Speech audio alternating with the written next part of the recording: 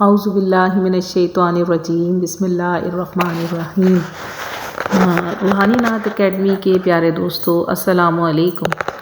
آج کی ویڈیو کا عنوان ہے میاں بیوی کے ازدواجی تعلقات یا آپس میں تعلق۔ اور آج کی ویڈیو میں آگے بڑھنے سے پہلے آپ لوگوں سے التماس ہے کہ چینل کو سبسکرائب کر دیجیے گا اور ساتھ ہی دیے گئے بیل آئیکن کو بھی پریس کر دیجیے گا تاکہ مستقبل میں آنے والی ویڈیوز آپ کو مل سکیں۔ اور آپ لوگوں سے پلیز گزارش ہے کہ چینل کو سبسکرائب ضرور کیا کریں اور لائک بھی کیا کریں۔ اور ویڈیو میں آگے بڑھتے ہیں۔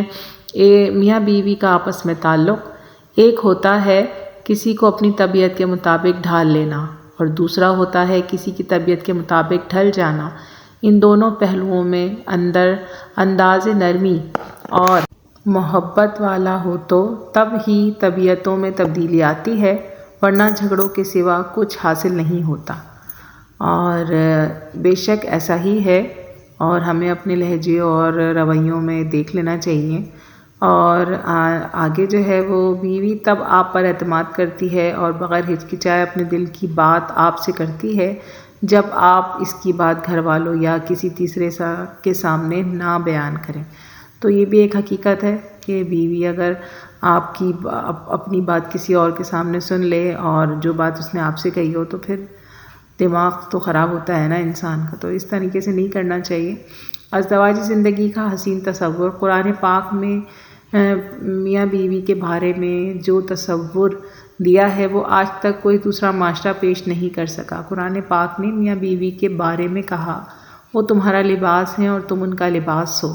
لباس سے تشبیہ دینے میں حکمتیں ہیں۔ ایک یہ کہ لباس سے انسان کی زینت ملتی ہے، لباس سے اس کے عیب چھپتے ہیں، اور دوسری بات یہ کہ انسان کے جسم کے سب سے زیادہ قریب اس کا لباس ہوتا ہے۔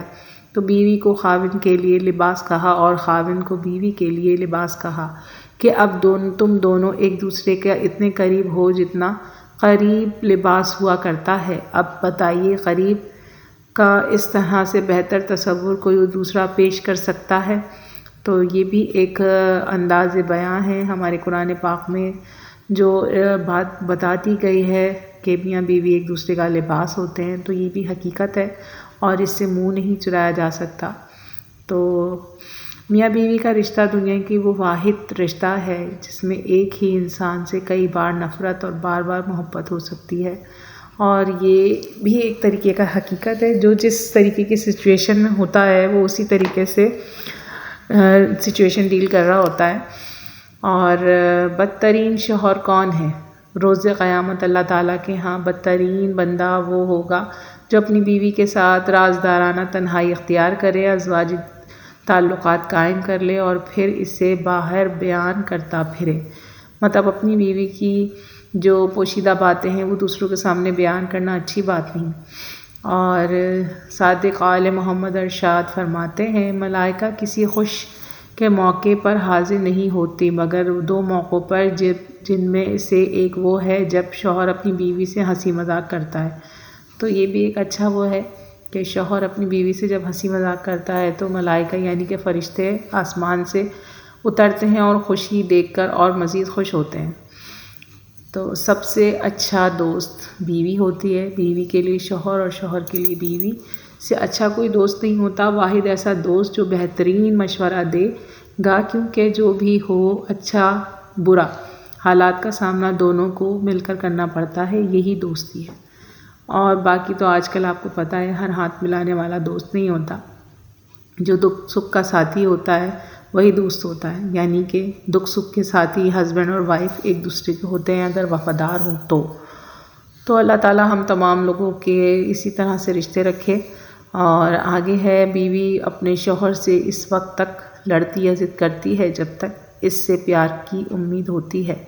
جب وہ امید ختم ہو جاتی ہے تو وہ لڑنا اور ضد کرنا بند کر دیتی ہے۔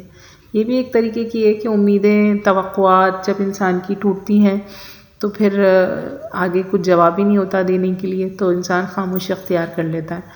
تو یہ ایک طریقے سے صحیح بات ہے اور ایسا ہونا نہیں چاہیے، لیکن اگر ہوتا ہے تو پھر اس میں بھی اللہ کی مصلحتیں چھپی ہوتی ہیں۔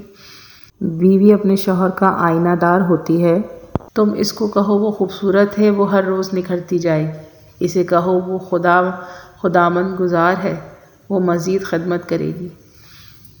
اس کو سراہو گے تو اس کا اعتماد بڑھے گا، لیکن اگر ہر وقت اس کے اندر نقص نکالو گے تو اس کو کھوکھلا کر دو گے۔ وہ ٹیڑھی پسلی سے نکلی ہے، اس کو سیدھا کرنے کی کوشش مت کرنا۔ اس کو سیدھا کرنے کی کوشش جس نے بھی کی اس کو سیدھا کر نہیں پایا، تو اس لیے آپ لوگوں سے گزارش ہے کہ پلیز اس ویڈیو کو لائک اینڈ شیئر ضرور کیجیے گا، اور ایک چھوٹی سی معلومات ہے، انشاءاللہ اگلی ویڈیو میں دوبارہ حاضر ہوں گے۔ اپنا بہت خیال رکھیے گا، دعاؤں میں یاد رکھیے گا۔ اللہ حافظ۔